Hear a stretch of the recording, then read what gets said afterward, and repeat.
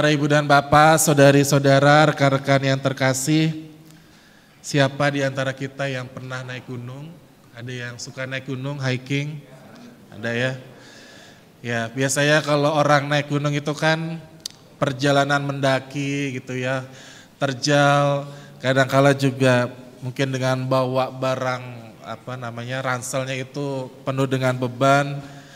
Tapi ketika sudah di puncak gunung, ya itu kan rasanya suatu perasaan yang sukacita.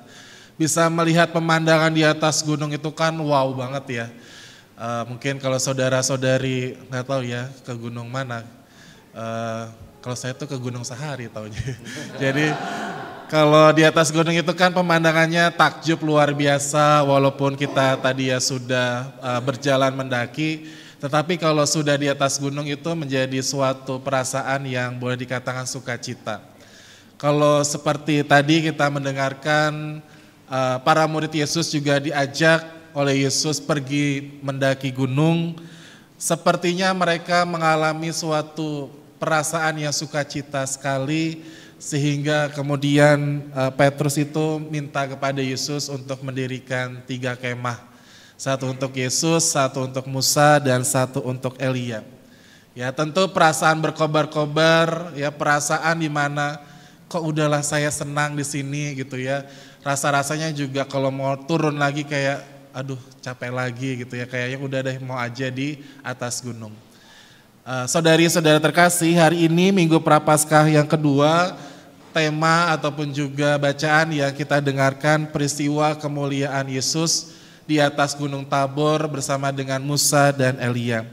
Kita coba ingat kembali ketika Musa menghantarkan bangsa Israel keluar dari Mesir, dan disitulah dalam konteks ini Yesus disebut dengan Musa baru, artinya yang menghantarkan umat manusia untuk lepas dari segala penderitaan dan dosa. Ya.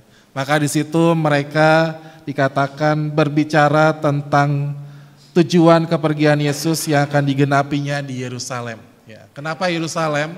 Karena Yerusalem adalah sering disebut sebagai kota Allah, ya tempat ibadat bangsa Yahudi saat itu, dan seringkali juga dikontekskan dalam ibadat atau tempat yang kudus.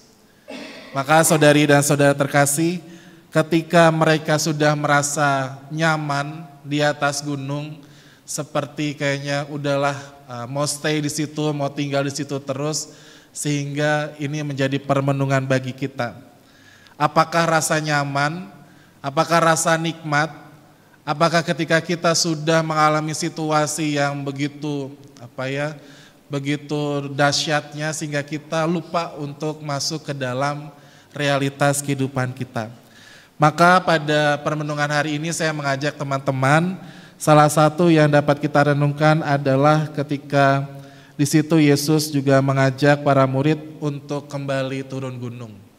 Ya, turun gunung artinya kita kembali ke dalam hidup realitas kita, meskipun di atas gunung itu kita mengalami situasi yang sukacita, kenyamanan, dan kenikmatan, tetapi teman-teman perlu hati-hati. Ya, ini masa Prapaskah, masa di mana kita berefleksi, masa di mana kita melihat kembali. Ya, coba sekarang tengok dalam hati kita, kira-kira godaan-godaan macam apa yang seringkali kita temukan ketika kita mengalami kenyamanan, kenikmatan, dan bahkan masuk ke dalam boleh dikatakan dosa yang kita ulang itu lagi. Ya. Godaan itu ya teman-teman, gak usah nyari godaan, pasti ada aja godaan, benar gak? Kalau misalnya saya itu kan mendampingi mahasiswa, godaan di mahasiswa itu aduh Romo kalau ujian gitu ya kayaknya susah, pengen nyontek gitu ya, itu godaan mahasiswa.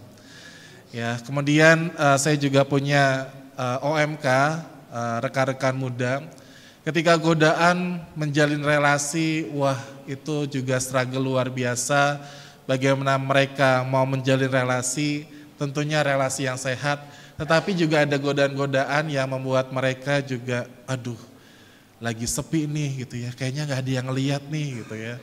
Mungkin pernah ya mengalami situasi-situasi di mana godaan itu membuat kita Ya, dosa itu seperti membuat kita terjerat dan akhirnya masuk kembali ke dalam, kalau saya katakan, lingkaran setan yang kita ulang lagi. Maka tentu masa Prapaskah menjadi kesempatan untuk kita kembali kepada Tuhan, berbalik kepada Tuhan, bertransformasi, memperbaiki diri kita di hadapan Tuhan. Tentu masa retret 40 hari, masa yang panjang, ya teman-teman pasti dengan berbagai dinamika, ada doa-doa kita, pantang dan puasa, juga kegiatan berderma dan beramal kasih menjadi bagian yang tak terpisahkan dalam masa Prapaskah ini. Satu hal ketika mungkin nanti ada waktu di mana teman-teman menerima sakramen tobat. Sakramen tobat bukanlah hanya sekedar daftar dosa-dosa kita ya. Romo, saya mengaku yang terakhir setahun yang lalu, 2 tahun yang lalu, atau 10 tahun yang lalu gitu ya. Tetapi saat ini kemarin Bapak Kardinal itu mengatakan bukan soal pengakuan dosa, tetapi pengakuan iman. Di mana iman kita kepada Tuhan, Yesus yang sungguh mencintai kita, Yesus yang sayang kepada kita. Ya. Maka pertanyaannya nanti dalam refleksi ketika kita mau mengungkapkan dosa-dosa kita, apa yang membuat perasaan kita tidak bahagia di hadapan Tuhan? Ya. Apa yang membuat perasaan kita tidak bahagia, tidak damai di hadapan Tuhan? Ya. Romo, saya tidak bahagia karena A, B, C, D, E gitu ya. Tetapi dimulai dengan Tuhan begitu mencintai saya, Tuhan begitu mengasihi saya, tetapi kerap kali dalam perjalanan hidup saya mengalami ketidakbahagiaan, saya mengalami ketidakdamaian baik dengan Tuhan atau relasi dengan sesama. Maka di situ berbeda ya dari yang hanya soal dihukum Tuhan gitu ya, seperti dosa-dosa kita banyak, tetapi mulai dari pengalaman cinta akan Tuhan, maka nanti kita dinamikanya berbeda ya. Ketika kita dicintai oleh orang tua kita, tetapi ketika kita salah, kita berani mengatakan itu kepada orang tua. Nah, sama seperti kita mengalami perasaan dicintai oleh Tuhan, oke, kita berbuat salah, kita berbuat hilaf, tetapi kita mengakuinya dengan sukacita, bukan tertekan, bukan dengan ketakutan. Ya, sekali lagi suasana atau masa tobat yang dibangun bukan suasana tertekan atau ketakutan, tetapi suasana sukacita karena kita menjumpai Bapa yang baik dan murah hati. Maka semoga ini menjadi pengalaman cinta yang juga saya rasakan teman-teman jumpai di tempat ini, ya bersama dengan keluarga besar, teman-teman di sini, ya atau mungkin orang-orang yang mengunjungi kita. Dan dalam masa tobat ini, mari kita bangun sebagaimana Yesus yang mengasihi dan mencintai kita. Maka kita pelan-pelan bertumbuh, memperbaiki kualitas diri kita, agar hidup kita lebih berkenan kepada Tuhan.